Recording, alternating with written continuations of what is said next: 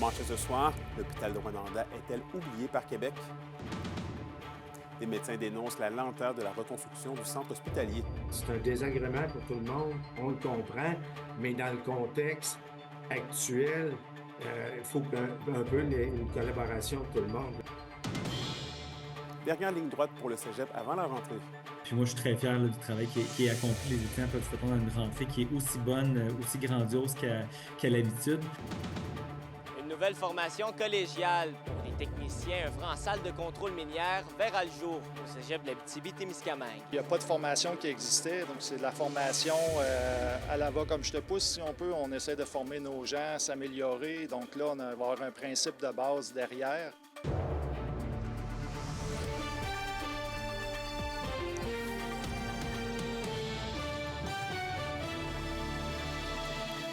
Bon début de soirée, ici Anthony Dallaire et bienvenue au TVA 18h. On débute le bulletin dans le monde de la santé puisque des médecins craignent des retards dans les travaux de reconstruction à l'hôpital de Rwanda. Des retards qui causent toujours l'interruption de certains services. Et Olivier, il presse les autorités locales d'agir. Oui, absolument. C'est à la suite d'une lettre parue dans Le Devoir qu'une trentaine de médecins sonnent l'alerte. Ce qu'il faut comprendre, c'est qu'actuellement, à la suite de l'incendie qui a eu lieu là, il y a 1 mois et demi au 2e étage de l'hôpital de Rwanda, plusieurs services sont toujours inactifs. C'est notamment le cas de la néonatalité, alors qu'une trentaine de femmes de Rwanda ne peuvent pas actuellement accoucher et doivent le faire à plus de 100 km d'ici. C'est également le cas là, pour ce qui est des soins pour les bébés qui naissent prématurément, alors que l'hôpital de Rwanda est le centre régional pour donner ces soins, mais on doit actuellement transférer là, les jeunes poupons vers des grands centres. C'est également la même situation pour ce qui est des opérations à Rwanda. On doit actuellement transférer des patients vers les grands centres. Et ça, bien, ça fait en sorte que certains là, pourraient annuler leur opération pour ne pas être transférés. J'ai discuté ce matin avec le député de Rwanda-Témiscamingue, Daniel Bernard, à ce sujet. Je vous laisse écouter. Il y a encore des études faites par la compagnie d'assurance d'un côté qui doivent être terminées avant d'entreprendre certains travaux. Et comme Mme Roy m'a rassuré, entre autres, que d'ici quelques semaines, au niveau des opérations, ce ne serait pas les chirurgies, peut-être pas revenues à totalité, mais plusieurs vont pouvoir être réinstaurées. Il y a également la ville de Rwanda qui a été mise au courant du dossier. On m'affirmait là, dans une entrevue cet après-midi qu'on allait relancer le CIS régional à ce sujet, alors que l'instance municipale assure déjà un suivi depuis le début. Du côté du maire suppléant Sébastien Côté, on espère que les citoyens de Rwanda pourront retrouver leurs services et leurs soins qu'ils avaient avant l'incendie. Et pour lui, l'argent ne doit pas être une question là, pour la reconstruction du 2e étage. Et il espère que la situation puisse être réglée rapidement. C'est sûr qu'on a bon espoir, mais je vous dirais, on n'est pas dans sans dire le day-to-day, j'aime pas l'expression, mais c'est pas nous qui gérons les travaux. On va vérifier que le CISAT l'avancée des travaux. Les médecins, hier, ont soulevé des inquiétudes. Comme je vous disais, donc, on va vérifier, mais c'est sûr et certain que la Ville veut que les services reviennent le plus rapidement possible, mais soient adéquats aussi. Par ailleurs, le CISAT n'a pas répondu à notre demande d'entrevue et le cabinet du ministre de la Santé non plus. Vos réponses à la question du jour TVA. Une présentation de la Clinique infirmière Nord-Ouest présente partout dans la région. Notre équipe peut vous recevoir pour un bilan de santé, une infection, le suivi de maladies chroniques et plus. Contactez-nous pour plus d'informations ou visitez notre site Web. Et à la question du jour, on vous demandait, êtes-vous préoccupé par de possibles retards dans la reconstruction du 2e étage de l'hôpital de Rwanda? Et vous avez répondu oui à 73 %. Et en éducation maintenant, puisque une nouvelle formation collégiale pour techniciens en salle de contrôle minière sera offerte dès l'automne 2026 au cégep de l'Abitibi-Témiscamingue, élaborée par l'Institut national des mines. Ce programme viendra atténuer un besoin de main-d'œuvre important à ce poste dans l'industrie minière. Le reportage de William Maillet. Une première dans les cégeps de la province, cette attestation d'études collégiales pour techniciens en salle de contrôle permettra aux mines de la région de compter sur des employés formés à ce poste. Il n'y a pas de formation qui existait, donc c'est de la formation à la va comme je te pousse, si on peut. On essaie de former nos gens, s'améliorer. Donc là, on va avoir un principe de base derrière qui va structurer un peu les futurs postes. Outre le cégep de l'Abitibi-Témiscamingue, ceux de Thetford et de Sept-Îles offriront également le programme à une cohorte d'étudiants dès l'automne 2026. On est un grand joueur. Il y a 3 cégeps au Québec qui offrent des programmes de technologie minérale. On était un d'entre eux. Puis développer celui-là avec une région qui est effectivement une région minière, une région ressources, ça allait de soi de le faire. Il y a quelques années, on le disait, on forme des gens aujourd'hui pour des métiers qui n'existent pas encore, mais là, on est là. Donc, le secteur minier avait un besoin criant de techniciens en salle de contrôle formés. À la mine La Ronde, avoir ces techniciens avec une formation complète permettra de mieux exploiter les données de leur centre intégré des opérations où sont situées les salles de contrôle. Notre centre intégré des opérations, c'est de la donnée qu'on a qui meurt, qu'on utilise, qu'on veut utiliser. Donc, le centre est là pour ça, pour vraiment mettre en valeur nos données. Puis, si nos données peuvent aider nos confrères, c'est un gros gain pour nous. D'une durée de quelques centaines d'heures, la formation comprendra des stages et sa conception est sur le point de débuter. C'est presque déjà démarré. On crée la formation.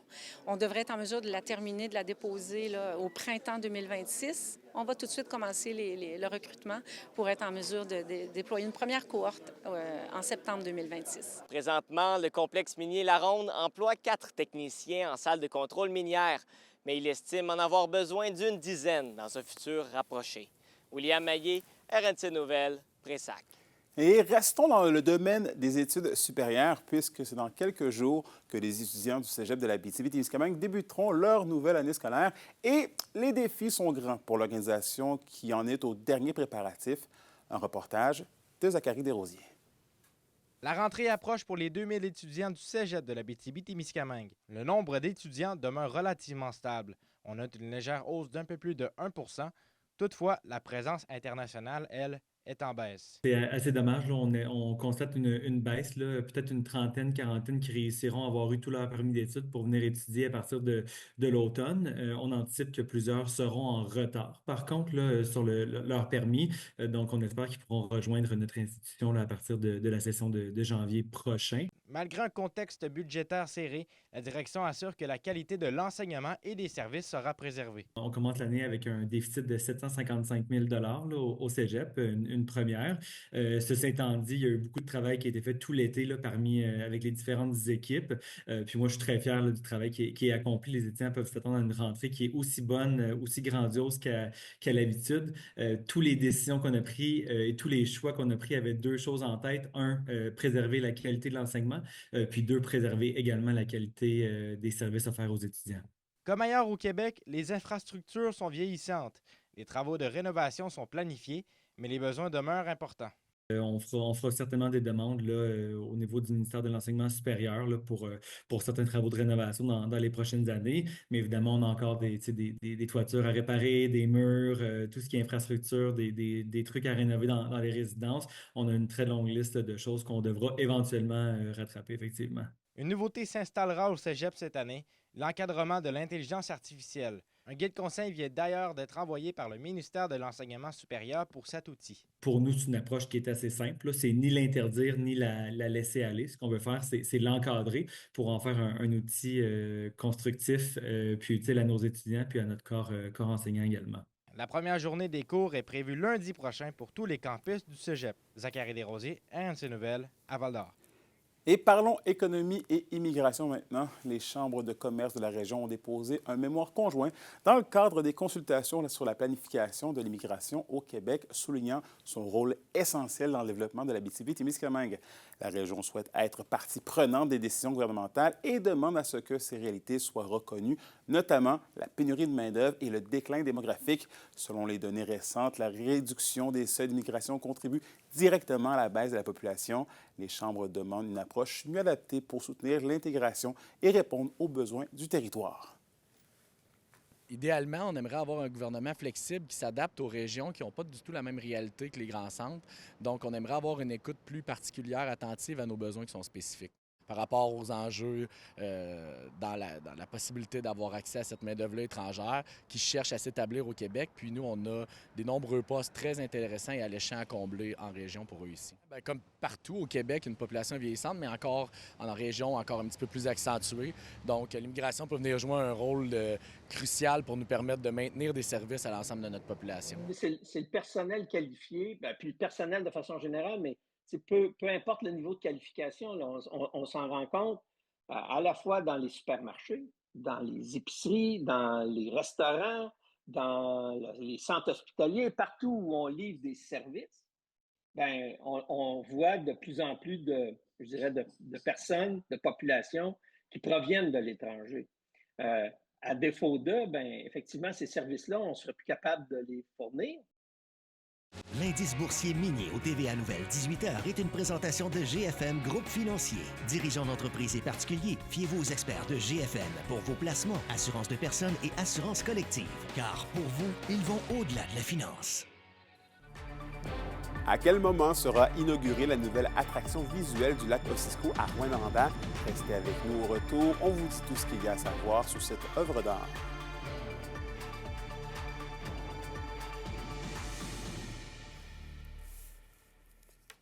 Les SADC de l'Abitibi-Témiscamingue et du nord du Québec vous présentent la bonne nouvelle économique TVA.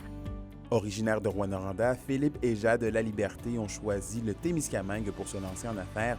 Le duo frère-sœur a acquis le casse-croûte de Béarn, maintenant opéré sous le nom Le Petit Repère. Ces passionnés de la restauration insufflent un vent de nouveauté à l'établissement en proposant un menu maison et distinctif où saveurs locales et fraîcheur sont à l'honneur. Les SADC, partenaires de l'économie de la région.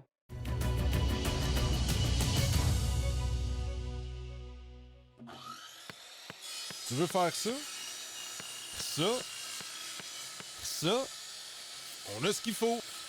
Location MSN de Val-d'Or. Fier de célébrer avec vous notre 20e anniversaire et de présenter la chronique culturelle. Et au culturel, une nouvelle et imposante statue de bronze de 20 pieds de haut fera son apparition à Rouyn-Noranda. C'est l'œuvre de Karine Berthiaume, une artiste de la région, qui sera inaugurée ce samedi.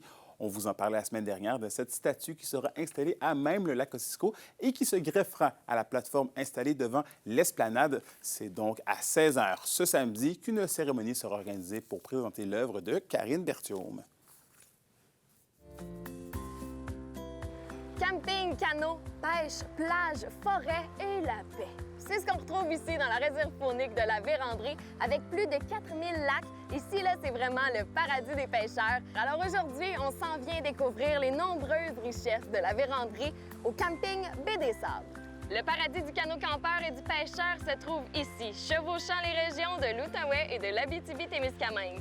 Et pour les campeurs, la Vérandrie compte plus d'1 millier d'emplacements pour vous accueillir. Et chaque automne, les chasseurs se retrouvent ici, dans ce grand terrain de jeu presque infini. Joanne, si on commence avec la base, là, c'est quoi une réserve faunique? Une réserve faunique, très bonne question. Bien, c'est un territoire faunique où on pratique des activités de chasse, de pêche, de plein air. C'est vraiment des territoires là, qui sont aussi multi-usages parce que dans le réseau de la CEPAC, bien, il y a les parcs nationaux, puis il y a les réserves fauniques. Et je pense qu'une des activités les plus populaires, c'est le canot camping. Il y a un grand territoire pour parler de ça. Je pense que tu me disais c'est le plus grand au monde. C'est-tu vrai, ça? Oui, on a je veux dire, le privilège dans la réserve faunique d'avoir le plus grand réseau de circuits aménagés. C'est 800, au-dessus de 800 km de circuits. Un circuit, quand on parle de circuit aménagé, c'est vraiment un itinéraire qui a été préétabli avec des emplacements de camping déterminés. Donc, les gens peuvent faire un circuit, mais quand ils arrivent d'un point à l'autre, bien, il y a quand même un site qui est aménagé pour eux. Et au niveau des autres activités qu'il y a dans la réserve faunique de la Vérandrie, mettons la pêche, peut-être de faire du paddleboard, du kayak dans les campings, est-ce que c'est quelque chose qui est assez adapté pour les familles, tu dirais? Bien, on a différents... L'offre de camping est très variée dans la réserve faunique. Donc, c'est sûr qu'ici, on se trouve à la baie des Sables. Donc, il y a un peu plus de commodité, je pourrais dire. Donc, on a un bloc sanitaire, on a un aménagement de jeux pour les enfants, les familles. On a de l'hébergement qui va du camping rustique au prêt-à-camper. Donc, c'est des produits qui sont différents selon le besoin de la famille. Mais on a des campings qui sont très, très loin en forêt, puis les gens doivent être autonomes à 100 %. Tu l'as mentionné un petit peu avec les prêts à camper, mais quelles sont les autres offres d'hébergement que vous offrez? On a les chalets. Donc, vraiment, notre offre chalet est très... elle est dispersée dans la réserve faunique. Donc, c'est plein de petites, je pourrais dire, des petites pourvoiries. Ouais. Un petit peu partout sur le territoire avec différentes grosseurs de chalets. Donc, ça peut aller de 2 à 8-10 personnes dans un chalet. Donc, on retrouve ça aussi. Puis, bien, tu sais, ça permet d'avoir beaucoup moins de bagages avec nous. Donc, les gens qui optent pour ce type d'hébergement-là, bien, tout est inclus dans le chalet. Donc, on arrive avec seulement nos petits bagages personnels, notre glacière, puis le restant est fourni dans le chalet. Donc, c'est vraiment une belle option, là. Et Joanne, je termine en te demandant pourquoi c'est important, selon toi, pour tout le monde, de venir un petit peu profiter de la nature? Ah, la nature, ça fait du bien. Ça fait du bien à l'âme, ça fait du bien au corps. Prendre l'air, prendre le soleil, laisser notre téléphone dans la voiture, juste apprécier la nature, apprécier ce que la région de l'Abitibi-Témiscamingue a à nous offrir. Ah oui, c'est vrai que ça fait du bien. Ça fait juste quelques heures que je suis ici, je suis complètement zen. Hey, merci beaucoup, Joanne. Merci.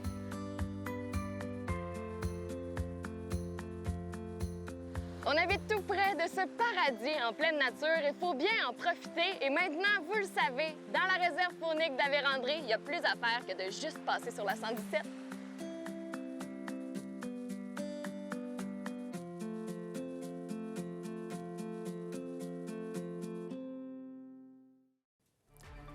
Les matchs de pré-saison se poursuivent dans la Ligue de hockey junior Maritime Québec.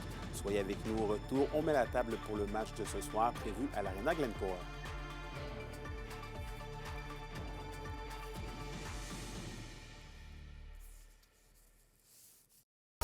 Les sports vous sont présentés par Thibaut Géant, votre concessionnaire de confiance à Rouyn-Noranda, là où qualité et choix se rencontrent.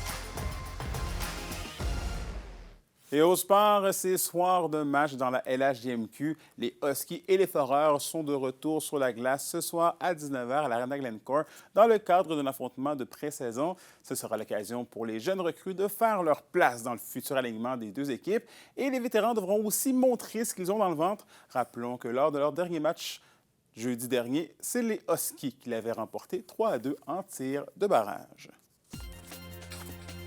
Pour une nouvelle importante à nous communiquer, contactez-nous, nouvelles au pluriel, @rncmedia.ca, par téléphone au 1-866-463-4636 et notre site web tvaabitibi.ca.